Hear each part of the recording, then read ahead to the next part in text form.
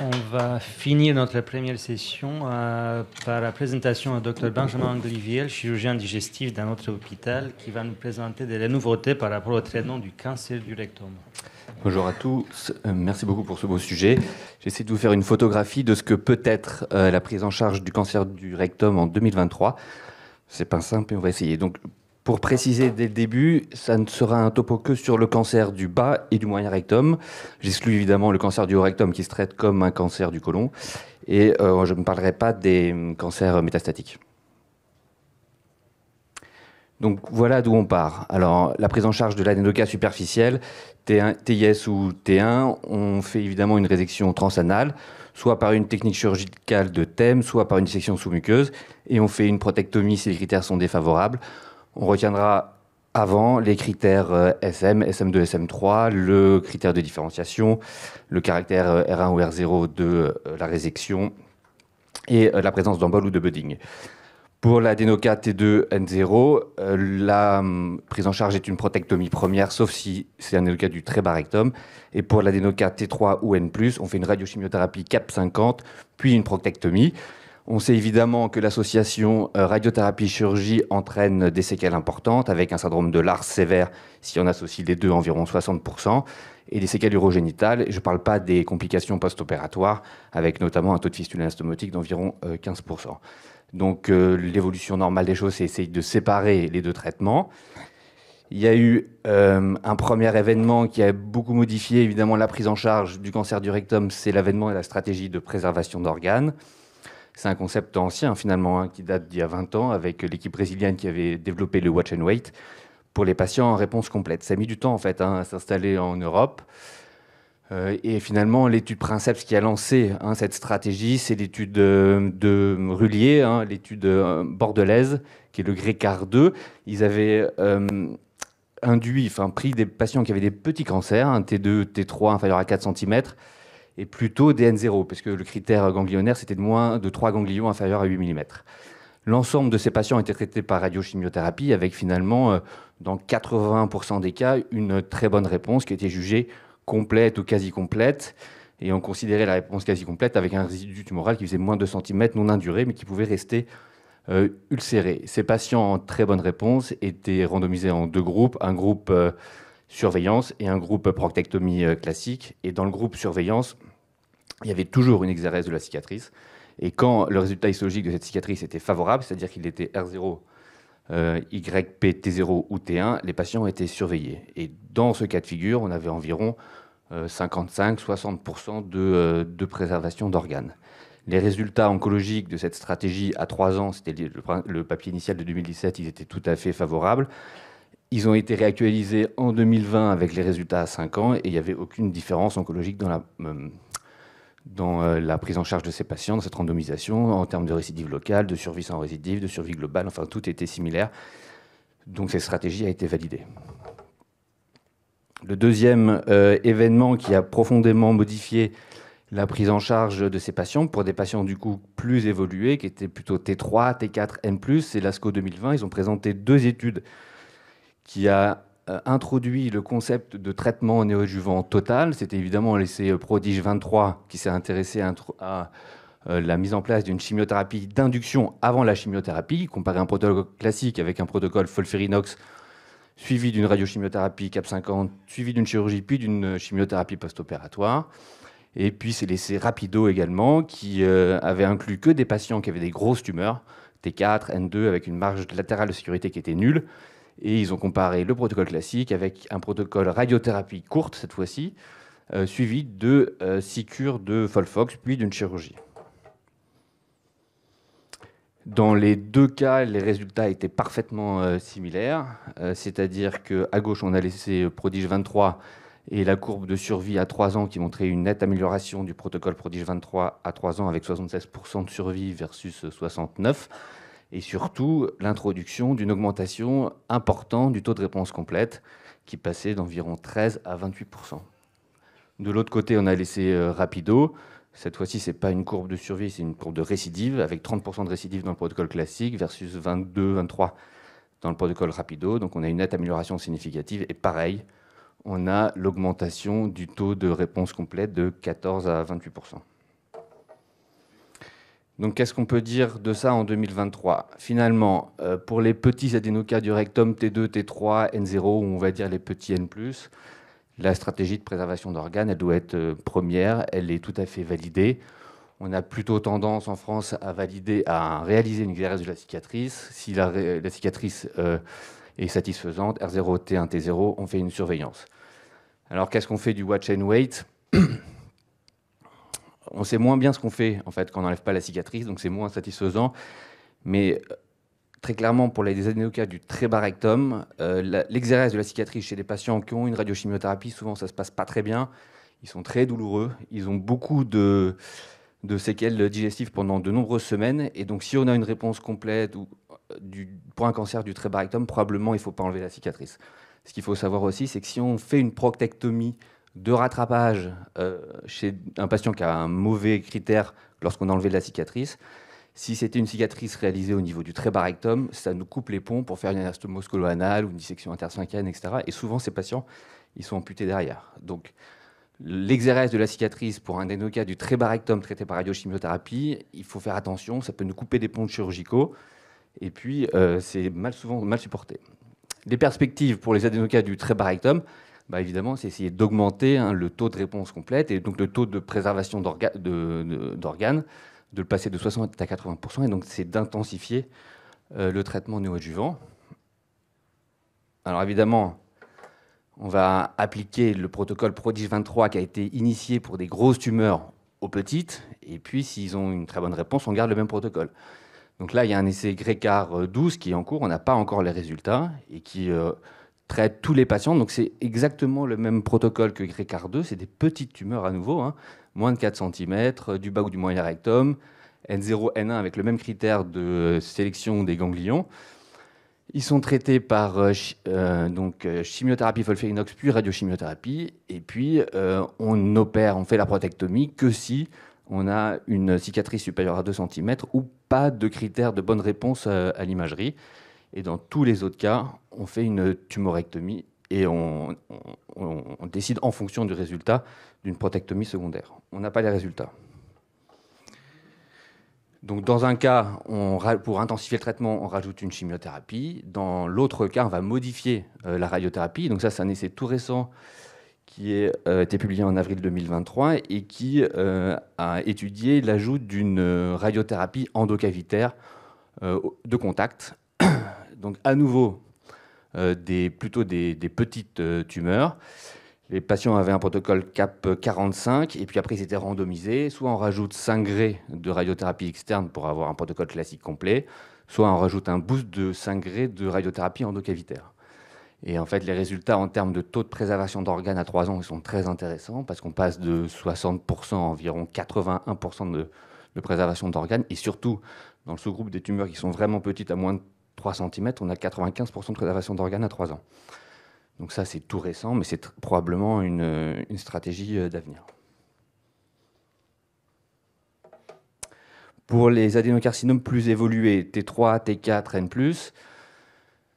a priori, ils ne rentrent pas trop dans le cadre en fait, de la stratégie de préservation d'organes, en tout cas dans les papiers randomisés.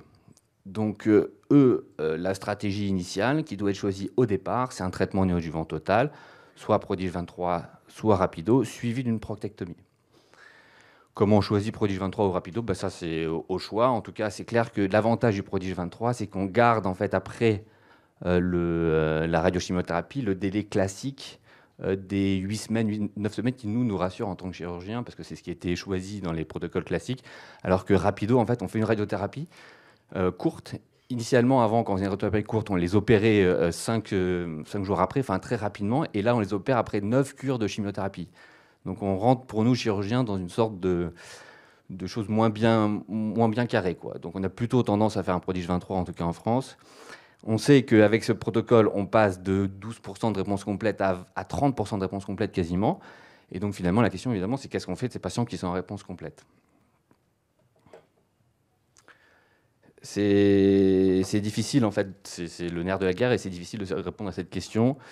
Finalement, le seul papier sur lequel on peut s'appuyer, c'est l'essai OPRA, qui a été publié en 2022. C'est un essai qui ne répondait pas forcément à cette question. ils ont comparé en fait un protocole de chimiothérapie d'induction suivi d'une radiochimiothérapie à une radiochimiothérapie suivie d'une chimiothérapie de consolidation. Donc les patients étaient randomisés dans ces deux bras. Et puis après, le protocole, c'était de réaliser une stratégie de watch and wait en cas de réponse complète. Les patients qui n'étaient pas en réponse complète ou semi-complète, ils étaient opérés. Les résultats de cette étude, c'était des patients, du coup, ce qui nous intéresse, c'est que des patients initialement qui avaient plutôt des grosses tumeurs, T3, T4, N+. La survie globale de ces deux patients était de 76% à 3 ans, survie sans récidive, ce qui est tout à fait comparable aux essais de Prodige 23 et Rapido. Le taux de conservation d'organes proposé était de 69%. Ça, par contre, c'est un chiffre bien plus important que ce qu'attendu. Et dans la discussion, d'ailleurs, c'est discuté, mais on n'a pas de réponse à ce chiffre important. Et finalement, le taux de conservation d'organes à la fin du suivi était de 47%, puisqu'on avait 33% des patients qui étaient à 3 ans en récidive et qui, du coup, avaient une prothectomie de rattrapage. On peut dire, au vu de ces résultats, là, si on regarde ça globalement, qu'on a un taux de survie comparable, qu'on a un taux de préservation d'organes d'environ 50%, ce qui est pas mal, et que donc on peut proposer ce type de stratégie à des patients qui ont des tumeurs évoluées. Mais quand on s'intéresse au sous-groupe des patients qui ont une récidive locale, ce qui est quand même pas rare, puisque ça correspond à 33% des patients qui étaient dans le groupe watch and wait, et ces patients, ils ont un taux d'amputation abdominale de plus de 50%, donc ce qui est important. Et puis, en fait, ils ont un taux de survie sans récidive à 3 ans qui semble inférieur à 60%. À gauche, on a la courbe de suivi globale des deux groupes, qui est similaire, chimiothérapie d'induction ou chimiothérapie de consolidation. Et à 3 ans, on a 76% de survie, ça c'est bien. Et à droite, en fait, c'est la courbe de survie sans récidive des patients qui ont une proctectomie de rattrapage. Soit immédiatement parce qu'en fait, il n'y avait pas une bonne réponse, ça c'est la courbe bleue, soit à 3 ans parce qu'il y avait une récidive et c'est la courbe rouge. Donc dans cette courbe rouge, on a moins de 60% de survie, ce qui n'est pas un chiffre attendu, parce que initialement ces patients, c'était des patients qui étaient en très bonne réponse, puisqu'ils étaient dans le groupe watch and wait.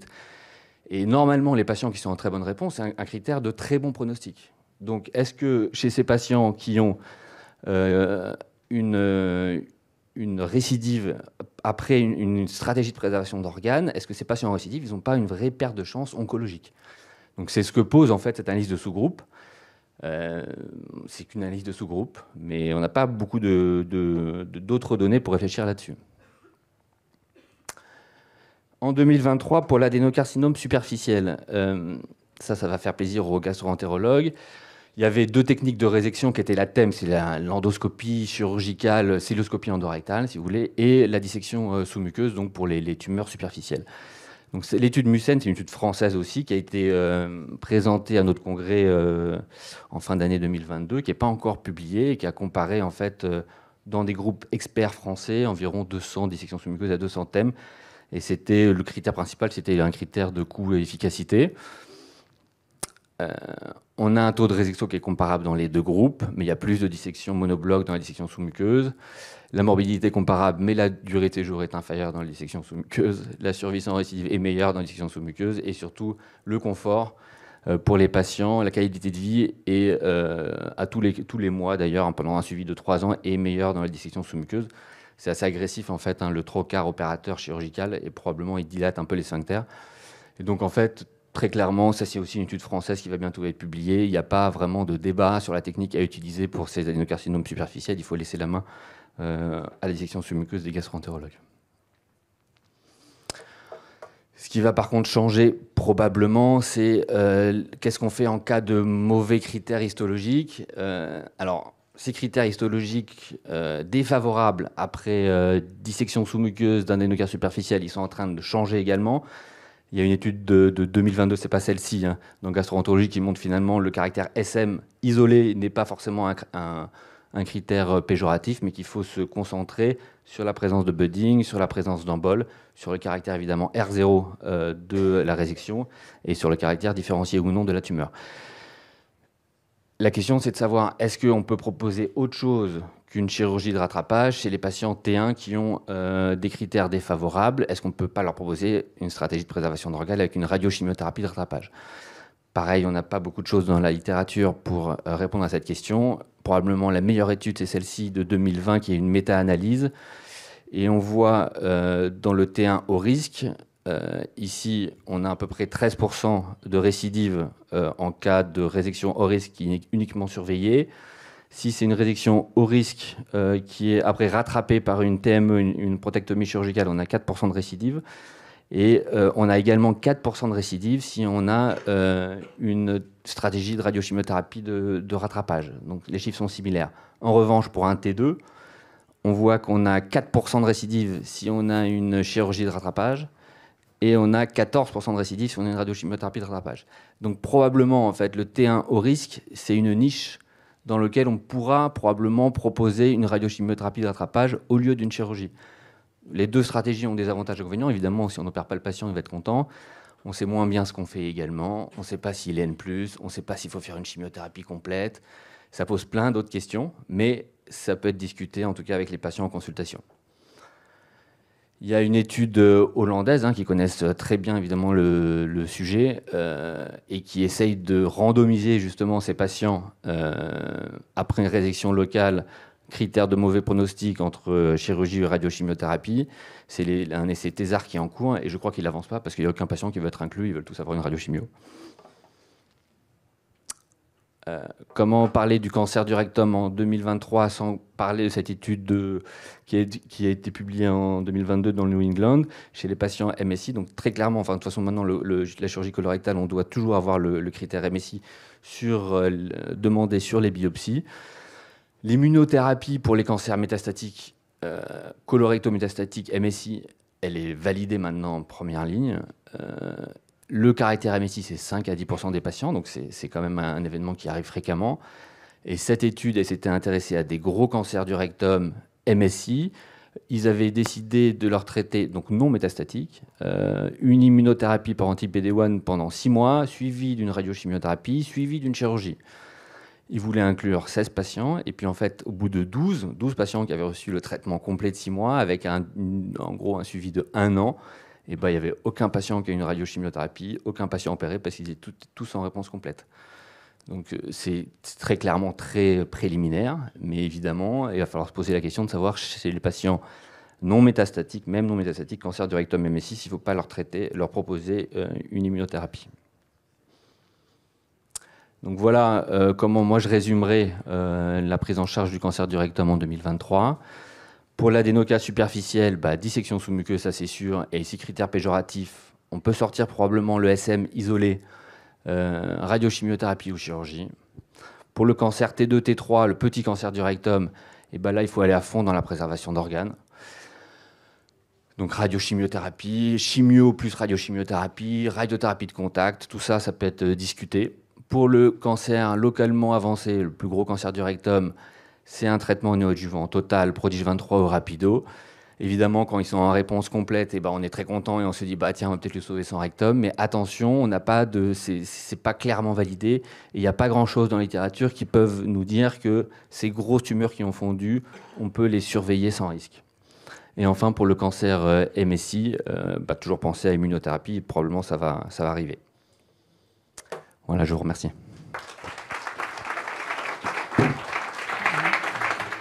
Merci beaucoup, Benjamin. Est-ce qu'il y a des questions dans la salle?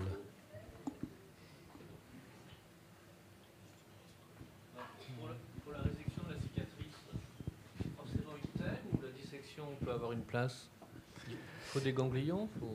Non, en fait, dans un thème, on n'a pas de ganglions. On fait une résection full thickness de toute la paroi, mais on ne va pas chercher la graisse derrière. En revanche, disséquer un tissu irradié, ils n'aiment pas trop.